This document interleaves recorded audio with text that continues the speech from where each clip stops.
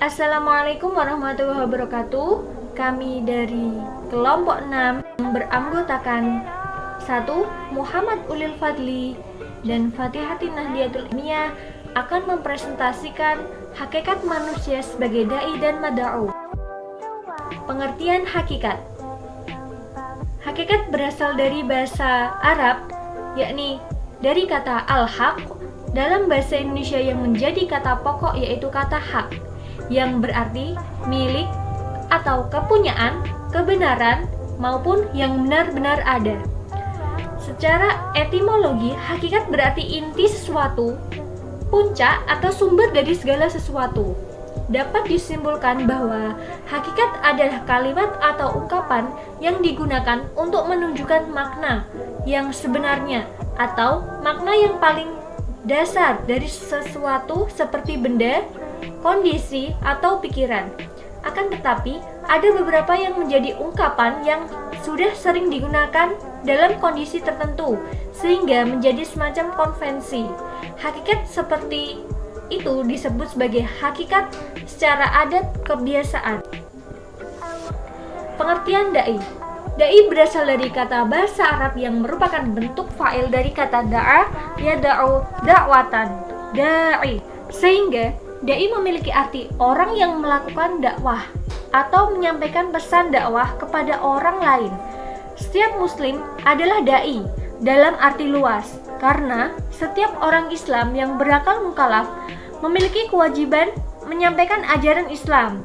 Dalam arti sempit, dai adalah muslim yang mengambil kealihan khusus dalam bidang agama Islam. Assalamualaikum warahmatullahi wabarakatuh. Perkenalkan, nama saya Muhammad Ulil Fadli. Saya akan menjelaskan tentang pengertian seorang dai. Adapun dalil seorang dai ialah sebagaimana menurut Syamsul Munir Amin antara lain meluruskan akidah, memotivasi umat untuk beribadah dengan baik dan benar, menegakkan amar ma'ruf nahi munkar, menolak kebudayaan yang destruktif. Keberhasilan dakwah terletak pada juru dakwah atau dai. Dalam kurung Amin 2009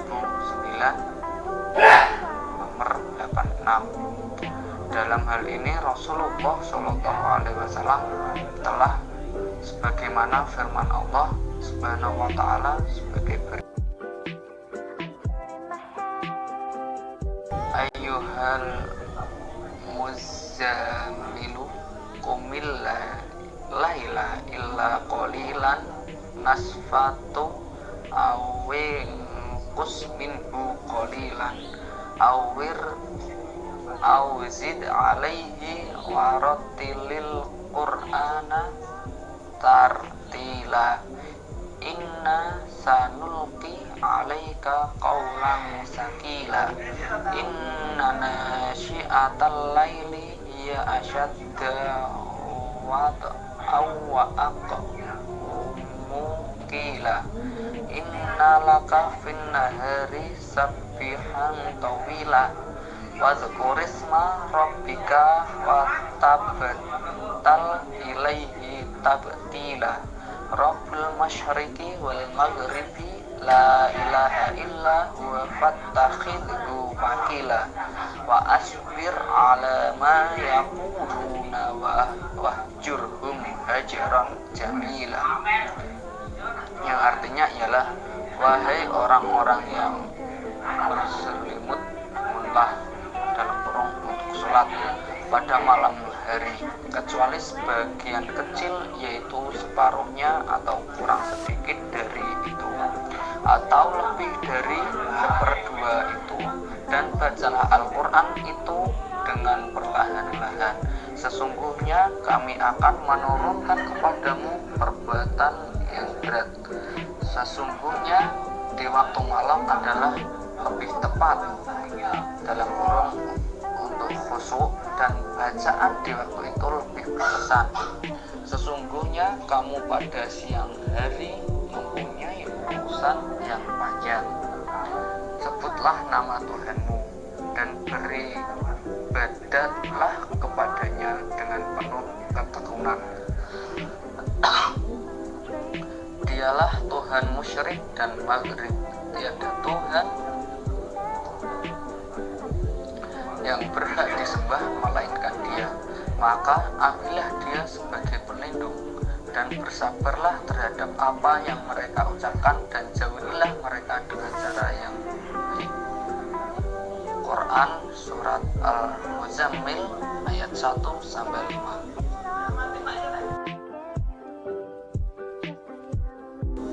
Manusia yang menjadi mitra dakwah atau menjadi sasaran dakwah, atau manusia penerima dakwah, baik secara individu, kelompok, baik yang beragama Islam maupun tidak. Dengan kata lain, manusia secara keseluruhan. Penggolongan mad'u menurut Muhammad Abdul,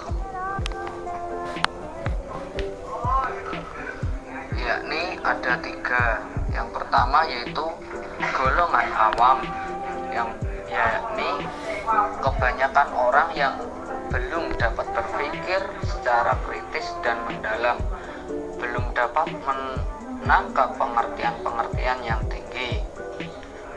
Dan penggolongan yang kedua yakni cerdik cendekiawan, yaitu golongan cerdik cendekiawan yang cinta kebenaran dan dapat berpikir secara kritis, cepat menangkap persoalan. Dan penggolongan yang ketiga yaitu golongan berbeda, yakni golongan yang berbeda dengan golongan di samping adalah mereka yang senang membahas sesuatu tetapi hanya dalam batas tertentu, tak sanggup mendalami dengan benar. Dan adapun masalah yang sering dihadapi mad'u, yakni sangat kompleks, meliputi hal-hal sebagai berikut.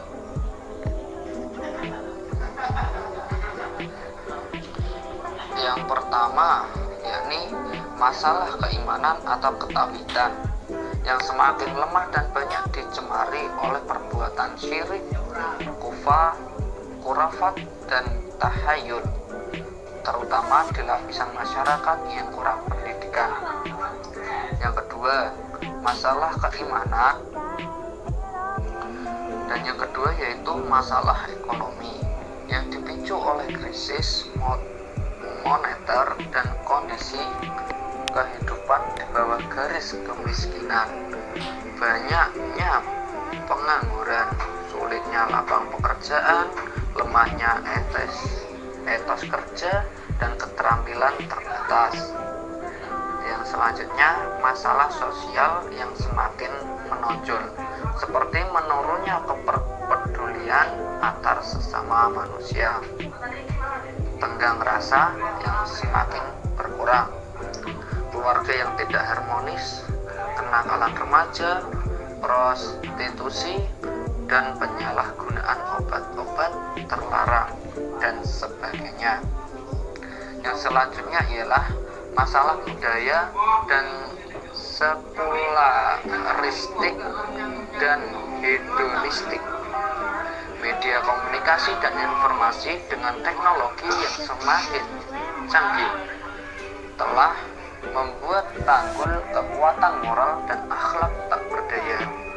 Pergaulan bebas tanpa menghiraukan norma-norma agama semakin merata, terutama di kalangan remaja.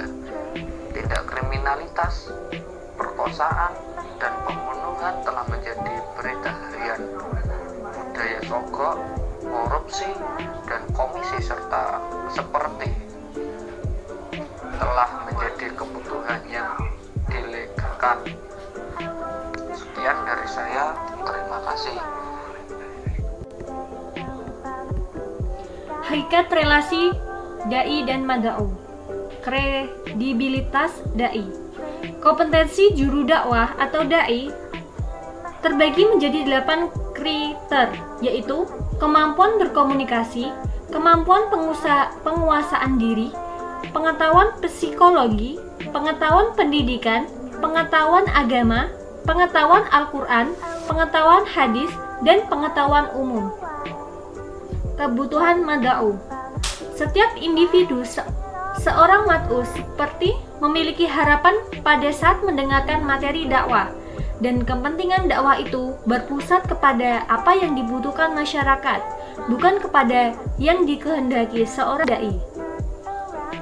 Gagasan dakwah mad'u sebagai sentral strategi dakwah yaitu empati dan simpatik.